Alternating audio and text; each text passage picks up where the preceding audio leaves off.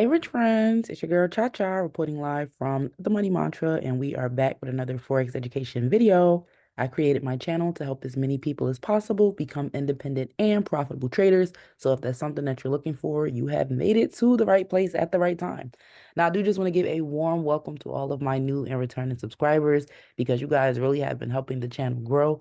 And hopefully, in the process, you've really been listening to these videos, taking notes, and getting the results that you want. I am just so grateful for the engagement, for all of the shares, for the comments and questions, and especially for the people who have decided to take that extra step and register for personal mentorship. Now, if you do like my style of teaching, in addition to my free YouTube videos, I do have a course that you can register for in either 3 months, 6 months, or lifetime membership. So if you'd like to learn more about that, you can register down below, and the information is in my description box. So in today's quick video, we're going to be doing a trade breakdown, which is where I review the trade ideas that I dropped for the students who I am currently mentoring. Now, as we can see from this screenshot, this trade idea was from May 1st, 2024. That's when we did the analysis, and it was on the hour time frame.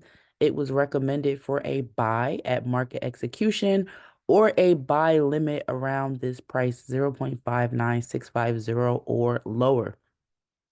Now, I don't always put the stop loss because I want my students to get in the habit of checking their charts, but I did give them a few potential entry points that the market could visit. And as always, I encourage them to do their own analysis and use proper risk management, especially if using market execution to adjust their TPs and stop losses to their actual entry. So we're going to head over to TradingView. We're going to see how this trade actually played out. And I'm going to walk you through it like a sports commentator. Now, I don't watch sports, but trading really is a sport to me. So let's go ahead and look at this AUDCHF trade. And let me also say that I don't usually trade this pair. I don't really mess with CHF pairs like that. However, because it was NFP week when I dropped this trade and everything else seems to be moving a little bit slow, I did step outside of my comfort box and decided to try something new. So firstly, the first thing I noticed was that I looked at this on the hour time frame, and as we can see, this market was clearly going up. Now, there are a few different ways that I like to identify an uptrend, and the first way is usually the shape. So we can see it looks like a roller coaster going up. The shape told me this was an uptrend. The second thing I noticed was that I can see more collections of green candles, right? And what I'm circling is just these collection of green candles than I actually saw of red candles. That was the second way that confirmed to me that this market, it may actually continue to push up. And the third thing that confirmed an uptrend was I saw that these higher lows were being created. So as we can see, this was a low and this was a high. And then we can see the market went up and it created a new higher low. So it was still the low, but it was a higher low than this low. And then it pushed up. And when I got into the market, it had already created another higher low. Now, if you're confused by the term higher lows, when a market is on an uptrend, there will be a low because this was the previous high. Then there will be a higher high, right? Because this high is higher than the previous high. And because the market has to continue its pattern, it's also going to create a higher low, right? And as the market continues to push up, we have another higher high. And then here we have another higher low. And then here, and here we have another higher high. And here we have another higher low. So as that pattern was going on, I was like, okay, I'm going to start to look for confirmations that also say that this can potentially be a buy.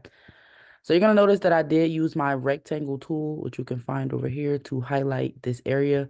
And another thing I noticed was that the market has started to reject this area. Trying to get my pencil, y'all.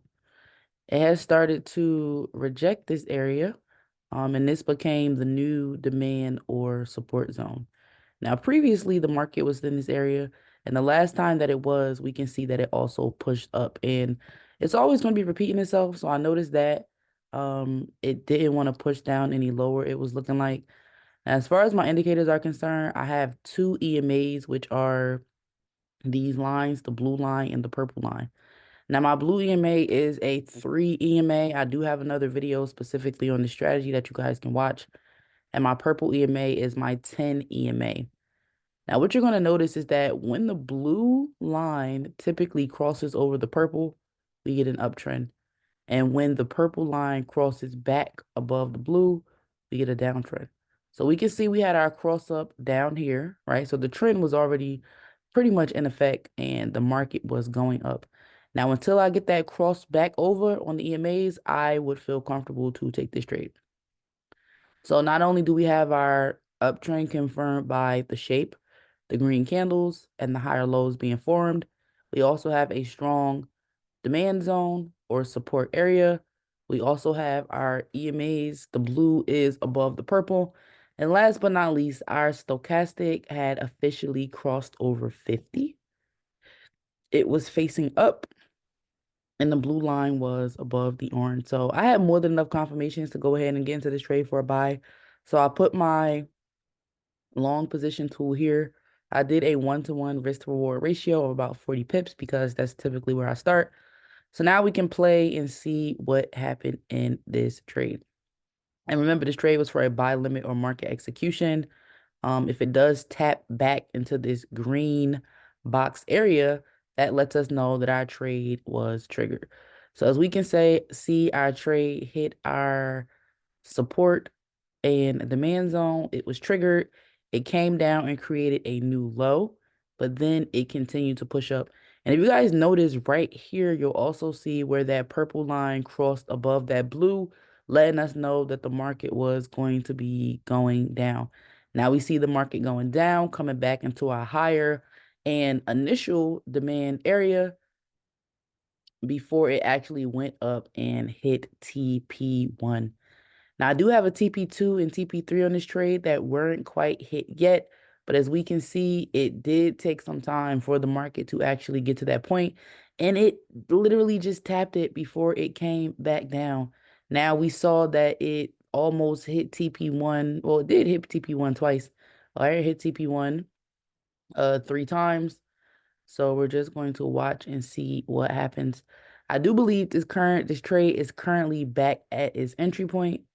We didn't quite get TP2 there. TP2 would have been 0.6025, so 4 pips shot of TP2, but we do see how it came back down to our demand zone once again.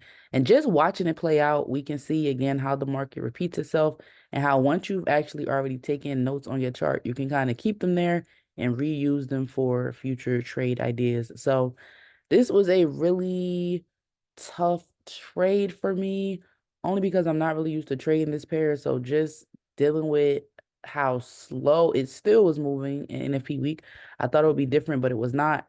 Yeah, I can't say that I'm gonna make this one of my usual pairs. I'll stick to, and I'll show you guys what I usually trade. I stick to GBP USD, GBP JPY.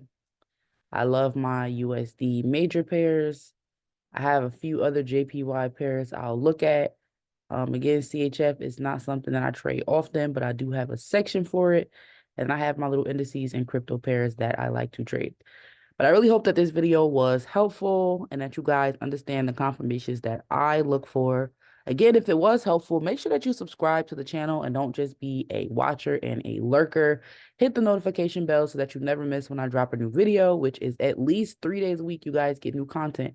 But if you do want to take it to the next level, you enjoy my teaching style, or maybe you just like my voice and you want to talk to me more, you can register for personal mentorship, and that information is down below in the description box. So I look forward to interacting with you guys. And again, thank you for being a subscriber to the channel. That's all I have for you guys today. Until next time.